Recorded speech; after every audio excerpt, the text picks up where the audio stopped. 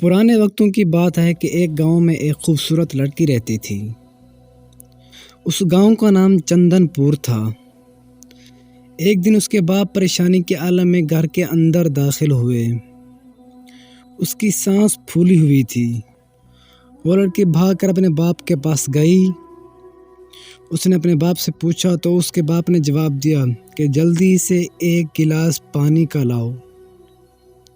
وہ پانی لے کر اپنے باپ کے پاس آئی۔ پھر جب اس نے پانی پی لیا تو اپنی بیٹی کے سر پر ہاتھ رکھ کر کہا کہ اللہ تمہارا نصیب اچھا کرے۔ اس لڑکی کی ماں نے پوچھا کہ رضیہ کے ابا تمہیں کیا ہوا ہے؟ اس نے اپنی بیٹی کی طرف اشارہ کرتے ہوئے کہا کہ بیٹی پہلے تم اپنے کمرے میں جاؤ۔ جیسے ہی وہ لڑکی اپنے کمرے میں گئی تو اس نے کھڑکی سے جھانک کر دیکھا کہ ابا اور امی دونوں رو رہے ہیں۔ پھر وہ بھاگتے ہوئے اپنے ماں باپ کے پاس آئی اور ان سے پوچھا کہ آپ کیوں رو رہے ہیں؟ اس کے ابا نے بتایا کہ بیٹی میں آج وڈیرے سین کی پنچایت میں گیا تھا۔ اس نے کہا کہ آج تمہاری بیٹی کی بلی چڑھائی جائے گی۔ دراصل چندن پور کے گاؤں میں ایک کنواں تھا جو پورے گاؤں والوں کو پانی دیتا تھا۔ وہ ہر سال کماری لڑکی کی بلی لیتا تھا۔ اس سال کنویں میں پانی بہت کم ہوتا جا رہا تھا تو اس دفعہ میری بلی چڑھائی جانے کو پھر میں نے اپنے بابا سے کہا کہ میں تو کنواری نہیں ہوں، میں تو کسی کی نکاح میں ہوں، میری تو ابھی شادی ہونے والی ہے۔ تو پھر بابا جان نے کہا کہ میں نے وڈیرے سین کو یہ سب کچھ بیان کیا۔ وڈیرے سین نے کہا کہ مجھے اس دفعہ تمہاری بیٹی کی نشانی ملی ہے۔ میری ماں یہ سب کچھ سن کر بے ہوش ہو گئی تھی۔ آج رات میری بلی چڑھائی جانی تھی۔ وڈیرے سین اور گاؤں کے لوگ جمع ہو گئے تھے۔ میں اپنے باپ کے ساتھ چلی گئی اور میری بلی آدھی رات کو دی جانی تھی۔ سب لوگ مجھے کنویں کے پاس لے گئے۔ پھر مجھے کنویں میں رسی کے ساتھ لٹکایا گیا تھا اور پھر جب میں کنویں میں پوری طرح سے جا چکی تھی تو کنواں اتنا سوکھ چکا تھا کہ میرے آدھے جسم تک پانی آ سکا۔ ہر کسی کو اپنی زندگی پیاری ہوتی ہے، مجھے بھی اپنی زندگی بہت پیاری تھی۔ میں اللہ پاک سے یہ دعا مانگ رہی تھی کہ اے اللہ تیرے سوا یہاں پر کوئی موجود نہیں، اگر تو مجھے بچانا چاہے تو بچا سکتا ہے۔ اس وقت سب لوگ جا چکے تھے۔ باہر مجھے کتے بھونکنے کی آوازیں آ رہی تھی۔ ایسا لگ رہا تھا کہ کنویں کے آس پاس کتے بھونک رہے ہیں اور آہستہ آہستہ کنویں کی طرف آ رہے ہیں، اور میں پانی میں کھڑی وہیں پر بے ہوش ہو گئی۔ اس کے بعد جب مجھے ہوش آیا تو میں نے دیکھا کہ میں کسی کوٹھڑی میں پڑی ہوں۔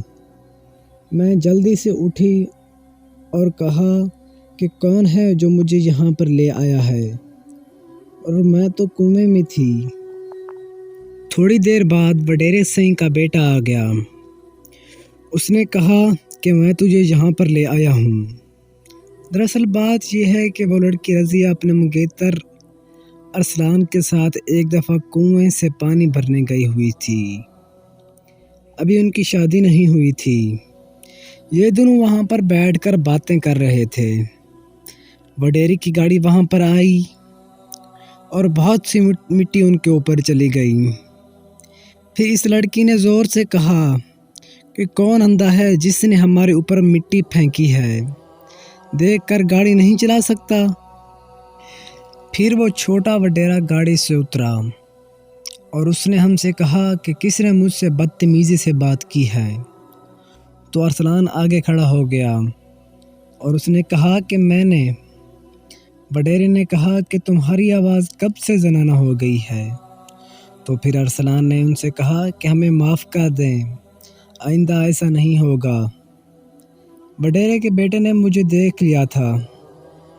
ایک وجہ یہ تھی کہ میں بہت خوبصورت تھی۔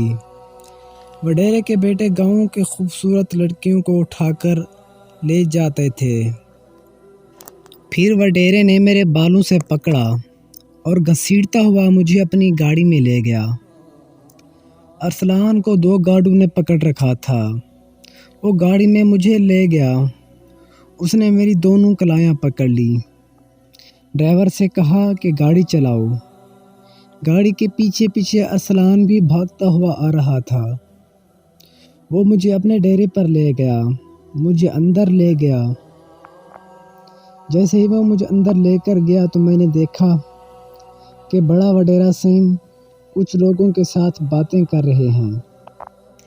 پھر میں بھاگتی ہوئی بڑے وڈیرے سنگھ کے پاس چلی گئی اور ان کو ساری بات کے بارے میں بتایا تو بڑا وڈیرا سنگھ غصے میں آ گیا اور اس نے اپنے بیٹے کو بلایا اور ایک زوردار تھپڑ ان کے منہ پر مارا اور اس نے مجھے رہا کر دیا۔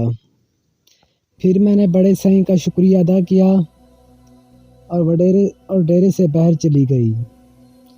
جیسے ہی میں باہر گئی تو دیکھا کہ ارسلان باہر کھڑا میرا انتظار کر رہا تھا۔ پھر وہ مجھے گھر چھوڑنے چلا۔ دوستو، دراصل بات یہ وہی تھی کہ بڑے وڈیرے نے اپنے بیٹے کی بے عزتی کا بدلہ لینے کے لیے اس سال میری قربانی کا کہا تھا۔ دراصل اس کنویں میں نیچے سے ایک پائپ رکھا گیا تھا جس سے کنویں سے پانی آتا اور جاتا رہتا تھا، اور یہ گاؤں والوں کو بے وقوف بنا رہے تھے کہ ہر سال ایک کنواری لڑکی کو اپنے ساتھ لے جاتے تھے جو ان کو پسند آتی تھی اور وہ ان کے ساتھ مزے کرتے تھے۔ اس طرح یہ مجھے کنویں سے اٹھا کر اپنی کوٹھی میں لے آیا تھا۔ پھر وڈیرے کے بیٹے نے میرے قریب آنے کی کوشش کی اور اس نے مجھے پکڑا اور غلط کام کرنے کی کوشش کی۔ اس نے میرے کپڑے پھاڑنا چاہے۔ پھر میں نے اسے زور سے دھکا دیا اور اس کے ساتھ ہی ایک لکڑ پڑی تھی، میں نے جلدی سے وہ لکڑ اٹھائی اور اس کے سر پر زور سے دے ماری۔ پھر میں نے اس کے سر پر مارنا شروع کر دیا اور اس سے میں نے بے حد زخمی کر دیا تھا۔ تو پھر میں بھاگتی ہوئی باہر نکلی اور دیکھا کہ باہر کوئی نہیں تھا۔ اس کوٹھڑی سے کچھ فاصلے پر ایک مین روڈ تھا۔ میں بھاگتی ہوئی مین روڈ پر پہنچی اور وہاں سے ایک بس گزر رہی تھی جو کہ شہر کی طرف جا رہی تھی۔ میں اس بس پر بیٹھ کر شہر چلی گئی اور وہاں جا کر پولیس تھانے میں چلی گئی اور ان کو یہ سب کچھ بتایا اور پولیس کو اپنے ساتھ لیے اس گاؤں میں چلی آئی اور سارے وڈیروں کو پکڑوایا۔ پولیس نے ان سارے وڈیروں کو پکڑ کر قید میں ڈال دیا۔ پھر اس کے بعد عدالت نے اپنی کارروائی شروع کی اور ان ساروں کو موت کی سزا سنا دی گئی۔ دوستو، کبھی کبھی اپنی عزت بچانے کے لیے خود کو ہمت کرنا پڑتی ہے، جیسے کہ اس لڑکی نے بہادری دکھائی۔ اس طرح کی مزید کہانیوں کو سننے کے لیے میرے چینل ریئل ماسٹر سٹوری کو سبسکرائب کر دیں۔ اگر ویڈیو اچھی لگی ہو تو اس کو ایک لائک بھی کر دیں۔ شکریہ۔